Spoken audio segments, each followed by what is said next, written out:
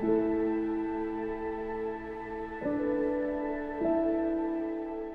is an essential part of parenting now to pay attention to the media environment in which our children are developing and to respond to it in a proactive, informed, and compassionate way. There's a vast sense of unease among parents. They really see a change in their children. They don't understand what it's about. So we need to get past their own desire for the convenience of the television or the video game or the internet and say, let's make active choices about what's best for your child.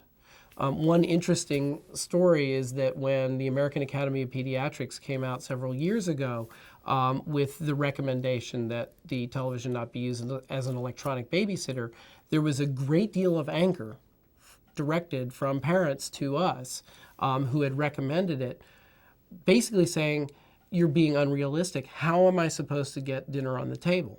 If we can't get a meal on the table without a television, how did we as a species survive until 1947? This is not the only way to do things, and we need to rethink it with the added knowledge that exposure to media may not be a benign experience. So there's a lot of things parents can do. Number one, restrict the time that your child has with commercialism. That's a no-brainer. Limit TV, limit exposure to the internet.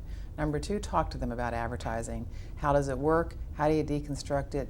Teach them how it works. Number three, when you say no to something that your child's nagging you for, some new thing, video game, or when you say no and you really think it reflects your values, say yes to something that you know actually will be good for them and that they truly do want, even if they're not asking for it. Whether that's a fishing trip with dad or a camping trip with cousins or whatever it might be for your family.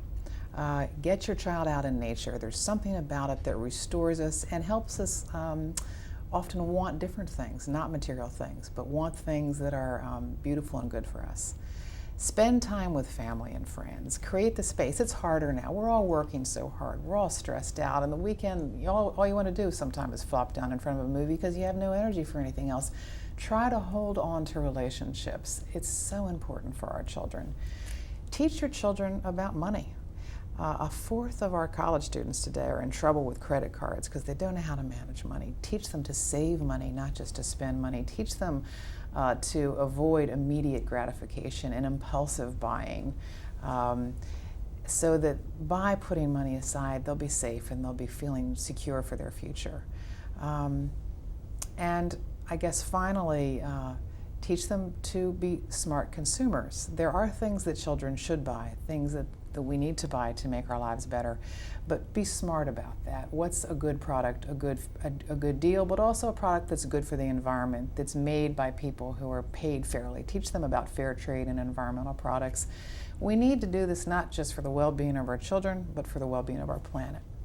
One of the things that we wanted to do was to call mothers to kind of form communities of resistance, to get together with neighbors, to try to find out, what's going on in your schools. Is there advertising in your schools? Is there some way that you can begin to fight that? Is there advertising in your daycare centers? Is there advertising in the scout troop? Is there advertising in your church?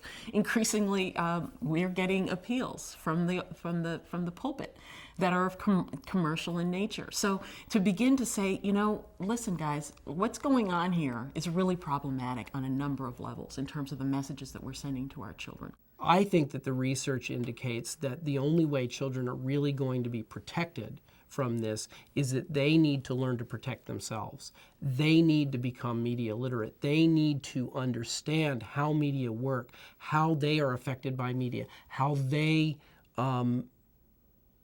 are, manipulated really by various media messages, whether it's just a story that manipulates them to scream when the bad guy jumps out from behind the door, or whether it's advertising that is manipulating them to buy a certain product. But that we will never succeed if we try to block them from it. First of all, it becomes forbidden fruit and they want it all the more. But also that they are going to come in contact with this material anyway, and if they are going to protect themselves, they need to know how to deconstruct these things and to understand what is happening to them in this process and to actively choose whether they want that to occur. You know, when I wrote the book, What Kids Really Want That Money Can't Buy, we sent out a survey through various children's and family magazines and had almost 2,000 children respond. And what they themselves are saying is that they don't have time just to have friends. They don't have time to play outside. They don't have time to visit their relatives or see their cousins. They have more homework. On average today, compared to 1980, children have 40% less leisure time. They're doing longer days at school, more homework. There's a pressure to have them in after-school care, either for security reasons or for accelerated learning reasons. There's a culture of king of the mountain right now. There's something where everybody's feeling a little scared about the future, so they've got to push their kid to get ahead or they won't be okay. But in that world of materialism and excessive work, kids are not allowed to be kids anymore. So what kids themselves say that they're yearning for is simply time to be kids. And it's critical that we give them that. Parents need to recognize their part as role models. It's not just what they allow their children to do and what they pay for their children to buy. It is also the way they behave in relationship to consumer items. Our children look up to us and they model themselves on us and they want to be like us. And if we are lusting after the next great car or wanting to upgrade our home all the time, if we are equating our own personal value with the clothes we wear or the jewelry we have or the number of CDs we own, we are teaching that to them.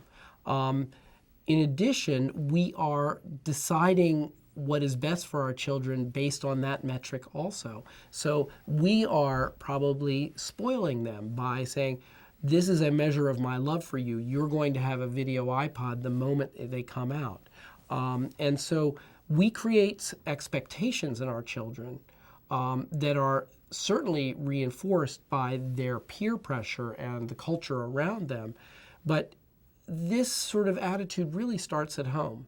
And I think that it becomes very hard to pull back from the consumer culture and teach children that their real worth is other things, their personality, their heart, their compassion, their intelligence, their ability to get along with other kids. But if you start with that solid basis and bring them up in ways that are not focused on having the latest kid clothes or the coolest toy in the playground, they will learn to accept that. They will not be happy all the time. There's no question about it. And we as parents need to learn to make our kids unhappy sometimes because they're not getting what they want. We live in very anxious times, and anxiety is contagious. And I think many children feel the burden of that. They feel the fear that is in our society right now. And we owe it to them to create the space for them to play, to simply be with friends, whether it's teenagers or young children, to put their hands in the sandbox, to get on a swing outside, to notice the clouds. This has been something humans have done for centuries, to eat dinner together. Only a third of Americans sit around the table and eat a meal together anymore. We are losing the traditions that have bonded the tribe, have helped people stay together for thousands of years. We're abandoning them. The cost of that is profound.